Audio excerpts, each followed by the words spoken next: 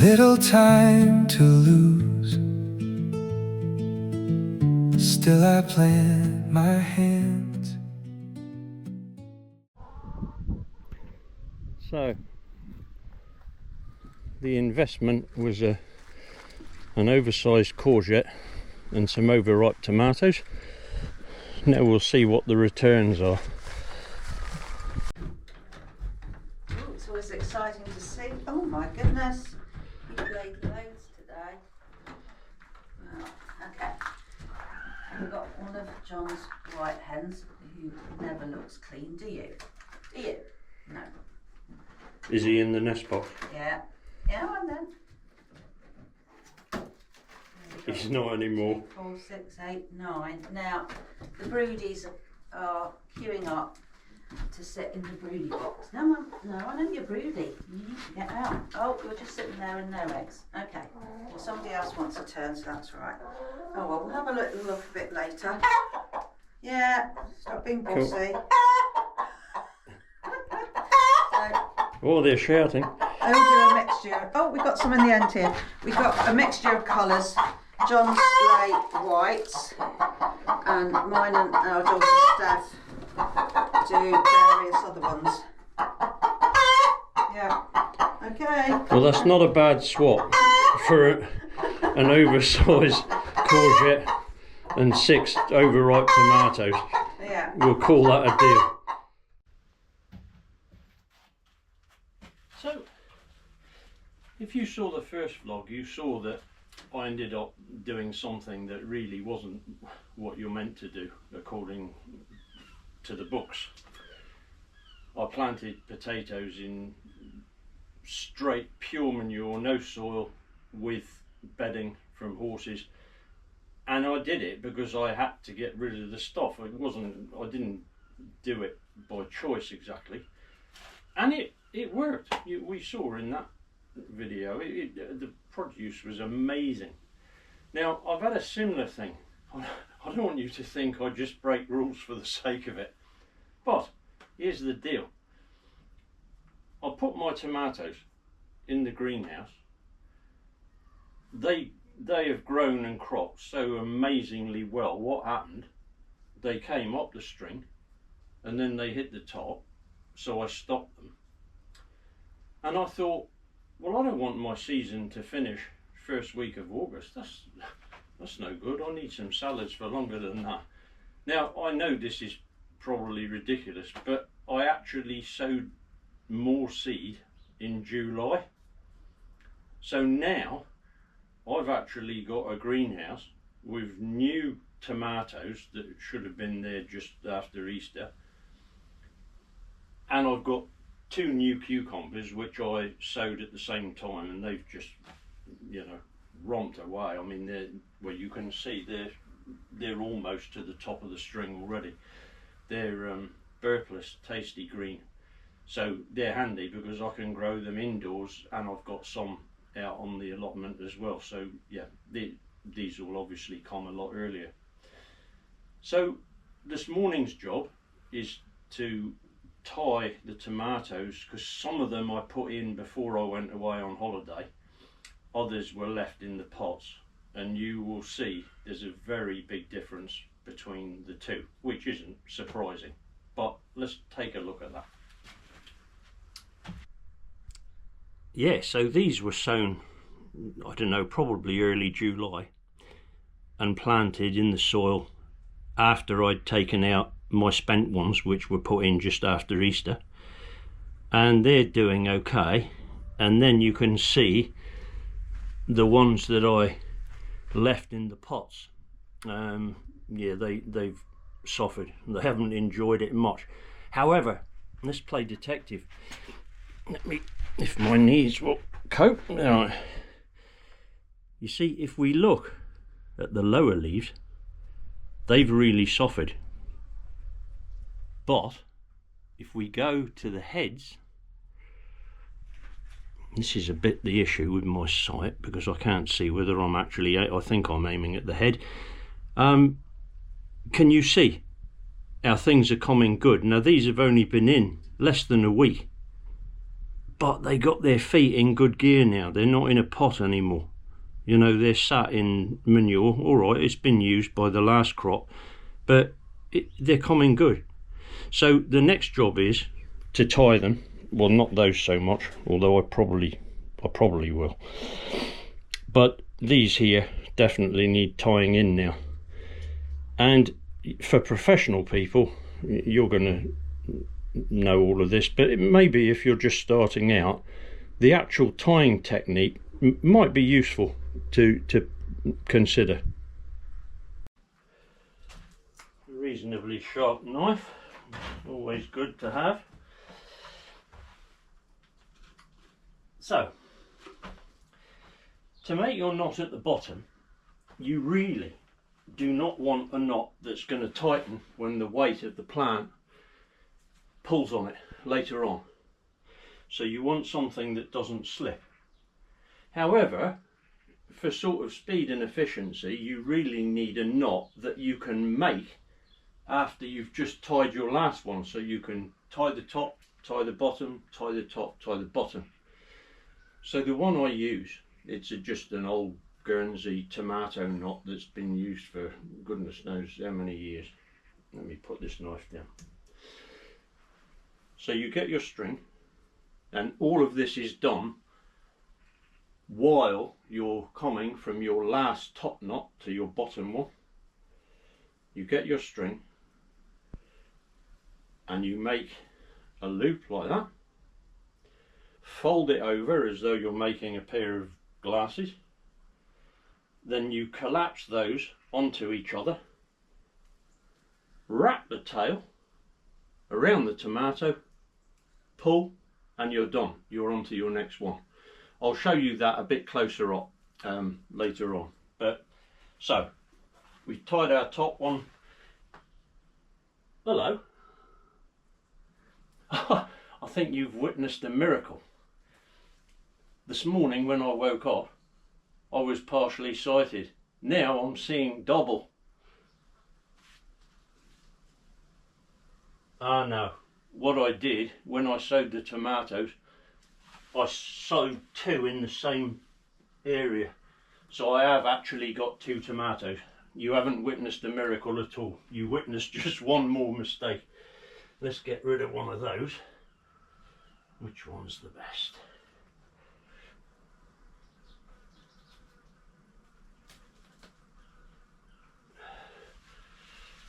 Right, sorry fella. Okay, so get our string, make a loop, fold it round and pull, and we're ready to tie the top.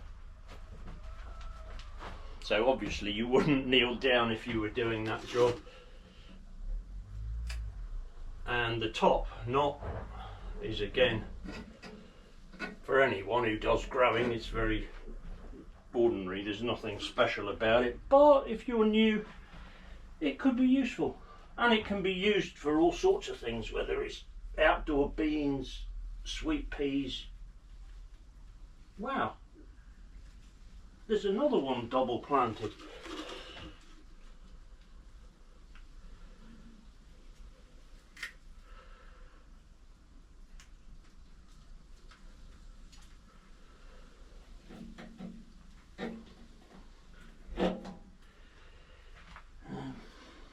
We shall sort that one out afterwards. And again, round the base and pull, and we're done. Up the top, cut that one,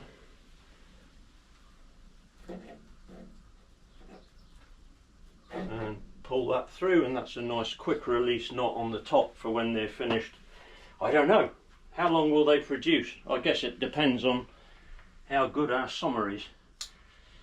Right, that's that. Let me prune those others out that shouldn't be there. So, twisting, just a case of flipping them round. I mean, when it's nice warm weather like this, they're nice and supple, and the chances of snapping anything isn't very high.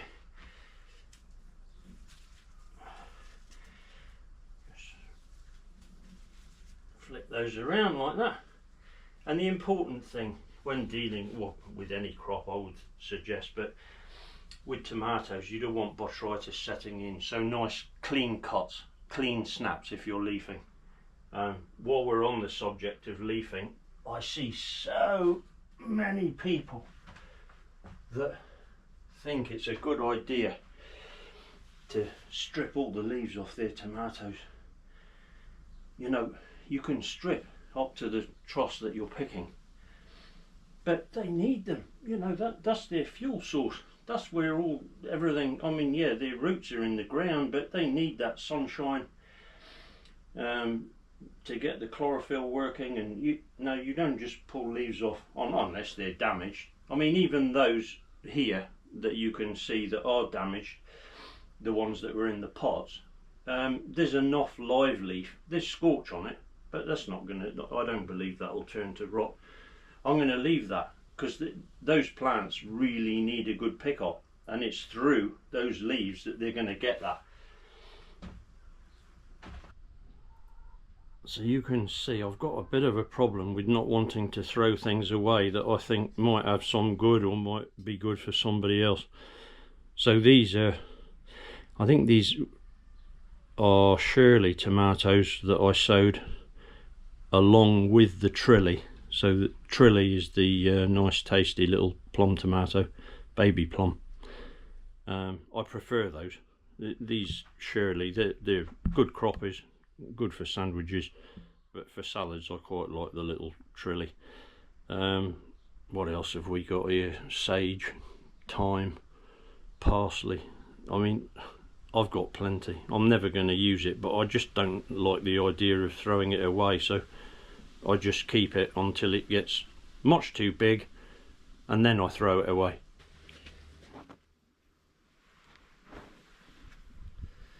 So I mentioned that I would just go into a little bit more detail about this really handy knot that comes in useful for so many things, whether it's tying up your runner beans, sweet peas, tomatoes, peppers, cucumbers, you name it. It's really useful. And you know, even if you're into gardening and it's something you don't know, it's worth persevering with. So I haven't got a tomato plant, but I've got my granddaughter who's very kindly offered to help me. Hello. So she'll be my tomato. Yeah, I will be the stooge. Yes, I will be the tomato. I will pretend to be a tomato, but Right. I won't look like a tomato. You won't look like one, no. Good. Okay, so here we go. Just to show the basic principle. So you get your piece of string and you loop it around those 3 fingers. You Your then thumb, the one next to your thumb, and your middle. make a pair of glasses, and then you close those and wrap them over, so you're left with basically like a lasso, like that. And that's what you want. Now, if my tomato can put her pinky out,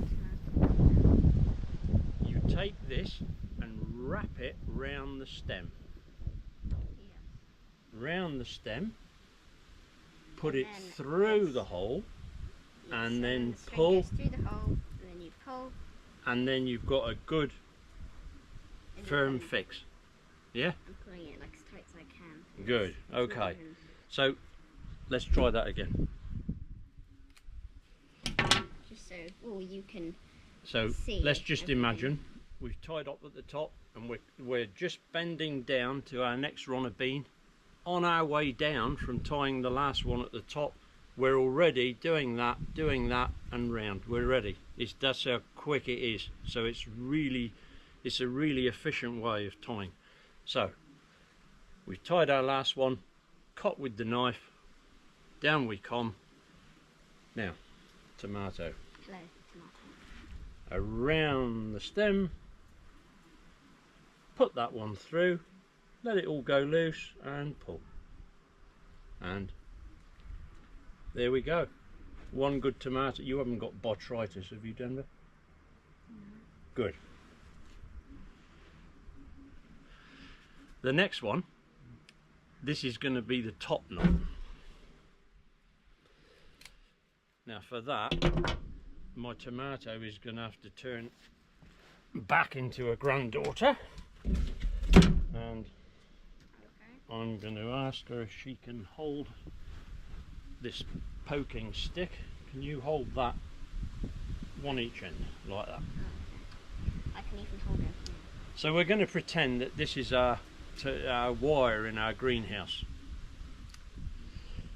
and we take our string, we put it over the top, and we pull it round with our thumb,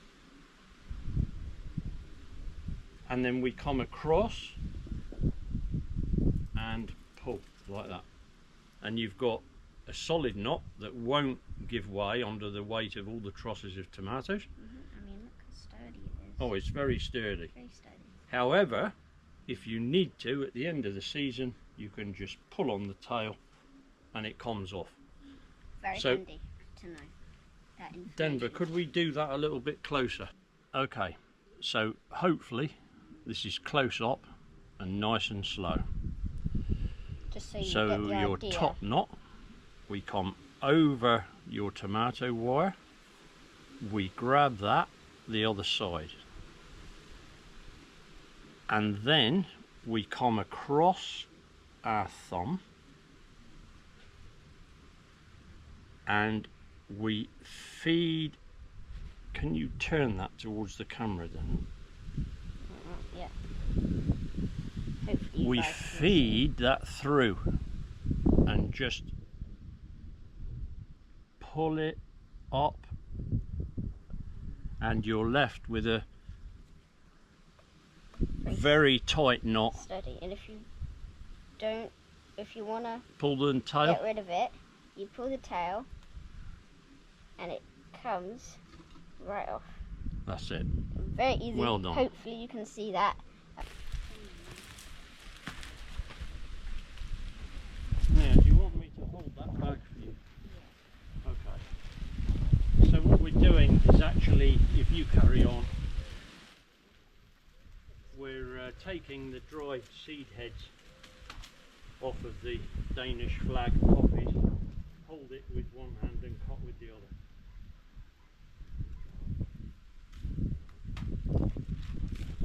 It's still kind of like. That'll be alright, it'll dry. That's it. Yeah, one. this was the difficulty with knowing when to start. I thought of starting at winter time, but in a way, next year's crop actually begins now with doing these sorts of jobs, because this seed is what's going to be required for next year's display. So that's why I've got a helping hand to collect these, and then on when we eventually get a cold winter's day, we will open the seed pods on the table and put them all in envelopes. Some of them are already like opened. Like Oh, can you hear like the pepper coming out? yeah, some of the peppers are falling into my hands. That's right, it's as fine as dust, isn't it?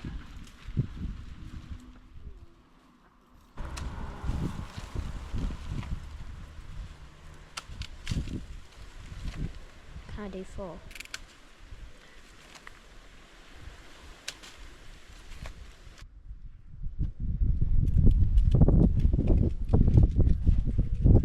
So it's great to have a helper. I can be the supervisor for once. It's the only time I'll get. So these are the Californian poppies, the Schultzes, and they're pretty much at the end of their run. They've been beautiful for a while, but yeah, by cutting these little bean type structures, the seeds will pop out soon enough. We'll just leave them to dry in a paper bag indoors for a little bit, and yeah, we're good to go for next year. I mean, they are really good for self-seeding anyway, to be honest. Did you hear the pod split open and fire all the seeds out? Yeah, so basically I grabbed one and it opened as straight as I put it over the bag. And it just pinged all the seeds. Yeah, I didn't even like squeeze it. Wow. Or anything. So that's really right. So, and that's what they would do. If to be honest, we could actually just clear this at the end of the season, and next year we would have a whole bed full. But I will want some of the seeds for the wild garden in the back garden, so we'll still keep taking them. Thank you, Denver.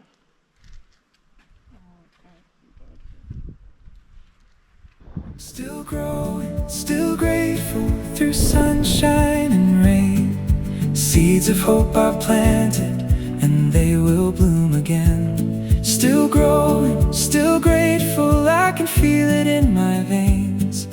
Seeds of hope are planted and they will bloom again. Well, that's it for another day. The thing is, now I've got my assistant. She tells me, Grandpa, you don't know about this YouTube stuff. Let me do the closing bit. So I have no idea what's going to come out, but let's take a look. Hi guys, today I really enjoyed spending time with my grandpa and I really liked being in the garden and doing all those lovely things. Like and subscribe, ring the notification bell and leave a comment if you liked this video. Bye!